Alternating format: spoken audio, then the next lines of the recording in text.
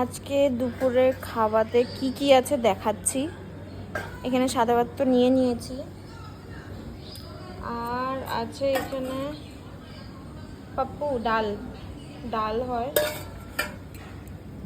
এই ডাল দিয়েই আমি ভাত খাই সব সময়। নিয়েই নেই।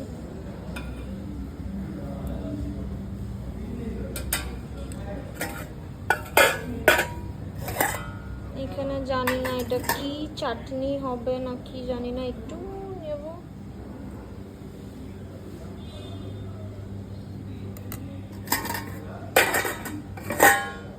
আর এখানে আছে একটা তরকারি, জানি না এটা কি তরকারি বাবা, বুঝতে পারি না গো, ভালো লাগে না।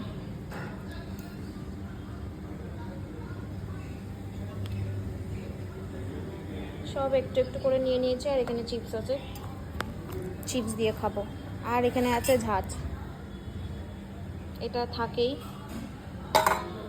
দেখাচ্ছি সকালে কি দিয়েছিল। এই দেখো সকালে কি দিয়েছিল, এটা মুড়ি, কিন্তু বুঝতে পারছো পুরো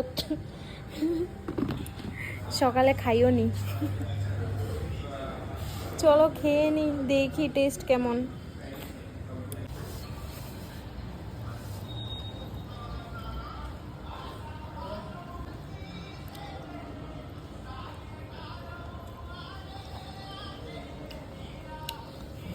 মানে আমি যে কি করে খাচ্ছি আমি নিজেই জানি।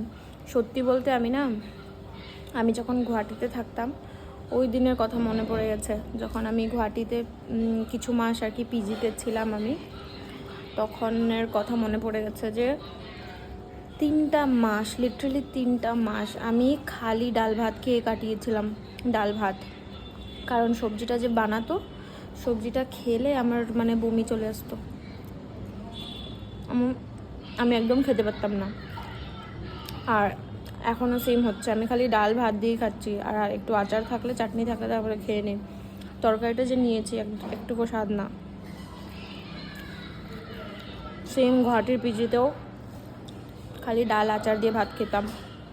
3টা মাস লিটারালি পুরো মানে খালি ডাল আচার দিয়ে ভাত খেয়ে কাটিয়েছিলাম। এখনও সেমই হচ্ছে, জানি না কি করব, ভালো লাগছে না আমার এখন। সত্যি ব্যাঙ্গালোর চলে যেতে ইচ্ছা করছে।